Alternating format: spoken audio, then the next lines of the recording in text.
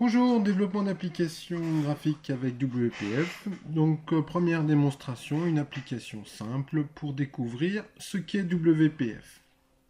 Donc, nous avons ici dans notre projet plusieurs éléments.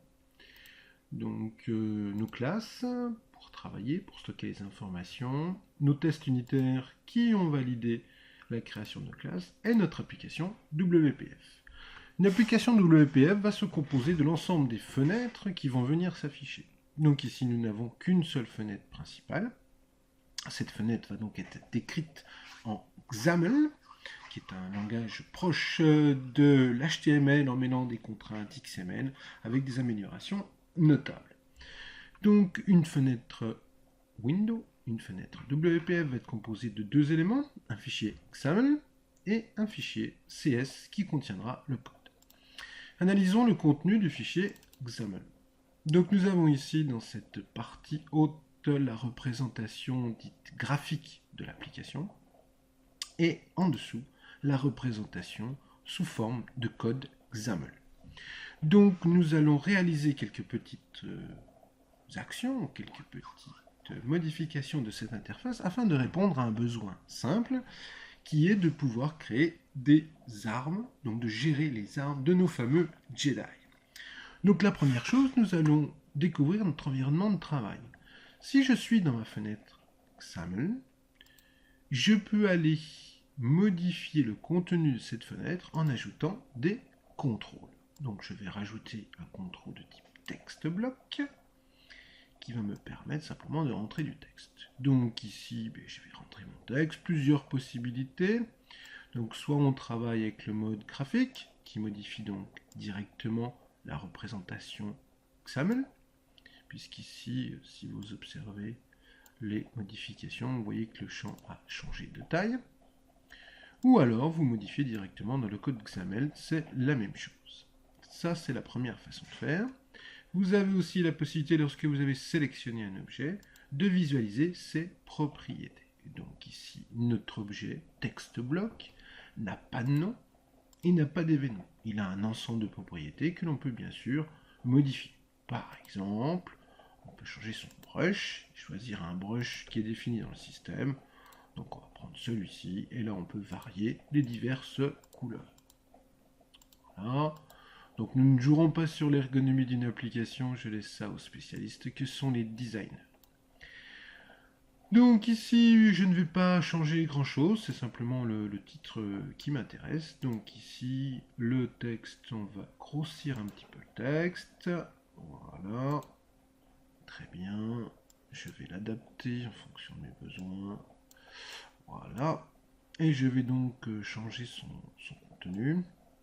Donc ici, ce n'est pas text block, mais gestion des armes. Voilà.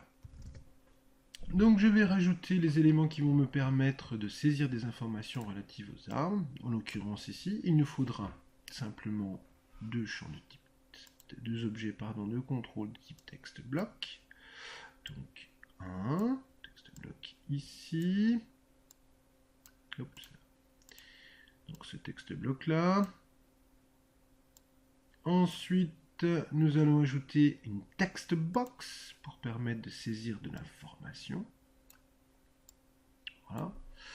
Donc, comme ce sont des champs graphiques, on peut donc réaliser du copier-coller. Il suffit pour cela de sélectionner les champs, de faire CTRL-C, CTRL-V, et ensuite de modifier nos champs. Voilà. Donc, ici, je vais zoomer un peu afin que ce soit plus visible. Voilà. Donc ici, j'ai un deuxième champ qui est là. Voilà. Donc ici, on peut bien sûr changer les différents labels. Donc là, on va changer en précisant que c'est le nom de l'arme. Comme ça. Ici, nous allons pouvoir modifier. Donc c'est le constructeur de l'arme.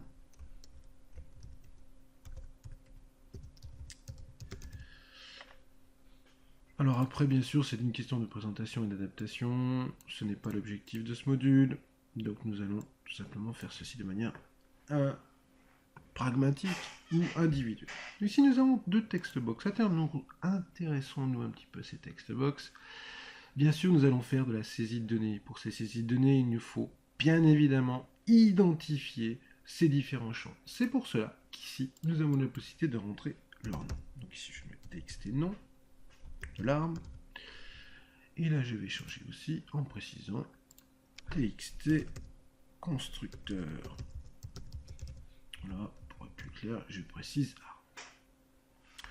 Je peux tout naturellement travailler aussi directement à l'intérieur de mon fichier XAML. Donc ici, je viens de changer le name, constructeur de l'arme. Je peux aller changer ici les éléments qui sont fichés, donc je n'ai pas besoin de texte initial. Et je peux donc faire de même pour l'autre champ. Voilà. Donc c'est plusieurs façons de travailler. Après, reste à vous à choisir la méthode qui vous convient le mieux. Je vais bien sûr ajouter un autre texte bloc afin de me permettre de pouvoir afficher le nombre d'armes qui sont dans ma liste d'armes.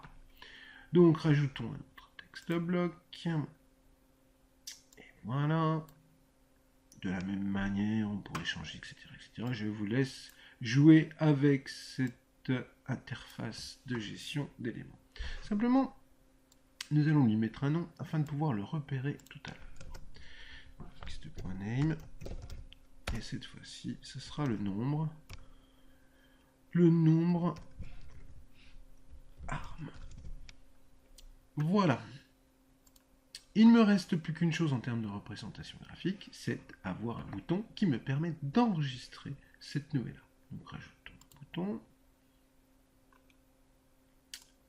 Voilà. Bouton, n'est-ce pas? Ce bouton, il va être important pour l'exécution de notre code, donc je vais rajouter un nom significatif, donc ptn, ajouter arme. Voilà, donc le type c'est bouton, le content, on va un petit peu changer son contenu et mettre ajouter à la place. Et voilà. Mon application est presque prête à fonctionner. On remet une petite initialisation ici, donc on va mettre 0, parce qu'a priori au départ, nous n'avons pas d'arme. Maintenant, que me reste-t-il à faire? J'ai une interface, des objets qui vont produire, qui vont recevoir des événements, et je veux donc réaliser des actions. Allons voir notre code. Donc ici, je prends un objet graphique, quel qu'il soit, et je vais m'apercevoir que par exemple, cet élément, si ajouté, a la possibilité de définir des événements. C'est le symbole event handler, et donc là, je vais mettre sur clic du bouton, et ceci me crée directement un code qui va s'exécuter lorsque je vais cliquer.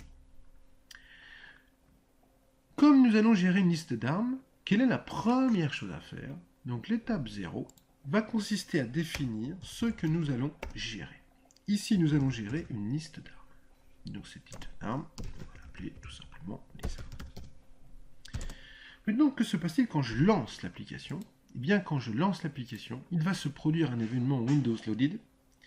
Et qu'est-ce que je dois faire sur cette exécution? Eh bien, je dois définir une instance de cette liste d'armes. Donc les armes égale new liste d'armes. Voilà.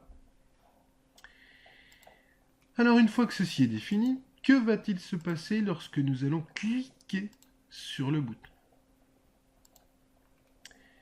Et bien sûr, clic sur ce bouton, nous allons ajouter une nouvelle arme dans le tableau des armes. Donc ici dans la liste des armes. Donc ici, je vais donc créer une arme. Arme A égale new arm. Bien sûr, je m'aperçois qu'on me demande de donner deux informations, le nom et le constructeur de l'arme. Donc ici, je sais que les informations sont contenues dans un champ texte et dans la propriété texte. De même ici, je peux prendre le nom du constructeur de l'arme, et donc prendre aussi le texte qui est présent dans l'écran. Une fois que j'ai réalisé cette opération, tout naturellement, je vais ajouter cette main à la liste d'armes. Donc la liste d'armes, ça s'appelle donc les armes. Donc je vais tout simplement faire les armes.add. Et on me demande d'ajouter quoi? Une arme. Ça tombe bien, j'en ai une. Donc ici, je vais ajouter l'arme A. Et voilà. Voyons voir un peu ce qui se passe dans cette application. Donc je vais me permettre de poser un point d'arrêt ici pour voir le déroulement de l'application. Donc compilons pour vérifier la viabilité. A priori, c'est un succès. Lançons l'application. Donc je vais d'abord vérifier que ma fenêtre est bien définie par défaut. Donc ce qui est le cas, ce qu'il est en gras. Et je vais pouvoir lancer l'exécution. Et voici donc l'application qui se lance et automatiquement, je tombe sur le point d'arrêt. Et là, on voit que ma liste d'armes va être définie. Et apparaît mon application. Donc mon application, très jolie application, va peut-être me permettre de saisir des armes. Pour cela, je vais quand même poser un autre point d'arrêt pour vérifier ce qu'il se passe réellement. Donc je vais rentrer des informations sur des armes. Pour des Jedi, je sais pas. Donc constructeur, ça n'a pas d'importance. Notre compagnie. Et j'ajoute. Que se passe-t-il? J'arrive dans le code associé à l'événement sur clic de mon bouton. Et je vois que je suis en train de créer une nouvelle arme. Donc c'est parti. Et là je vais ajouter dans ma liste d'armes, je vais ajouter la nouvelle arme. Si je continue comme ça, je m'aperçois qu'effectivement, les armes comptent bien une nouvelle arme, et cette nouvelle arme n'est ni plus ni moins que le sabre laser. Maintenant, je continue, et je vois que mon interface n'a pas évolué, puisqu'ici j'ai toujours 0 dans le nombre d'armes. Que me manque-t-il? Eh bien, tout simplement la possibilité d'ajouter, on va mettre un sabre cette fois-ci, d'ajouter l'information sur l'écran. Donc, je vais me permettre de mettre l'information. Quelle information et où? Le où, c'est donc quelque chose que j'ai appelé nombre. Alors, il faut retrouver nombre d'armes. C'est un text bloc dans lequel je vais pouvoir modifier son contenu. C'est le texte. Et je vais mettre quoi dans le texte? Eh bien, je vais mettre le nombre d'armes. Donc, je prends les armes, point, et je regarde si j'ai une information qui me permet de connaître les armes. Ici, j'ai un point count, qui est une propriété qui contient le nombre d'éléments de cette liste. Bien évidemment, ici nous avons affaire à une valeur de type entière, ici nous avons affaire à une valeur de type texte, il nous faut donc convertir.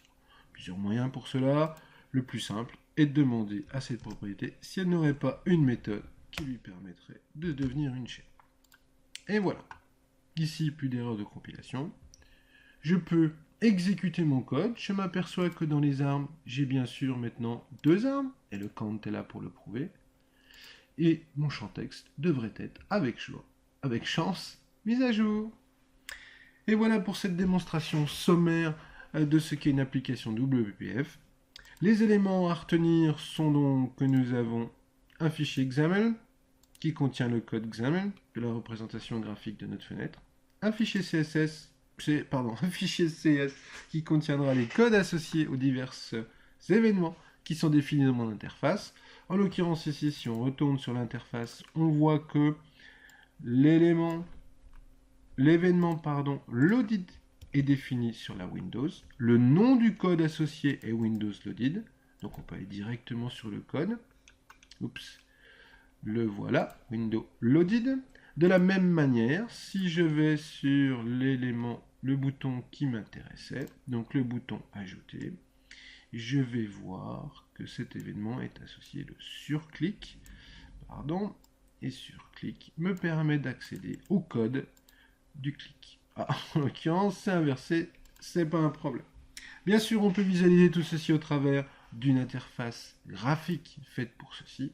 Donc, c'est ce qu'on appelle les propriétés. Si je retourne sur mon onglet des propriétés, je vais retrouver pour ce bouton, par exemple, l'ensemble des propriétés qui le définissent.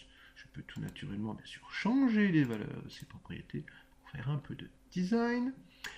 J'ai donc un ensemble de propriétés pour définir l'apparence, le fonctionnement, la taille, le positionnement, etc. Et j'ai aussi donc une deuxième fenêtre de propriétés qui vont me permettre de définir un ensemble d'événements et donc d'actions à réaliser sur ce bouton. Voici pour cette simple présentation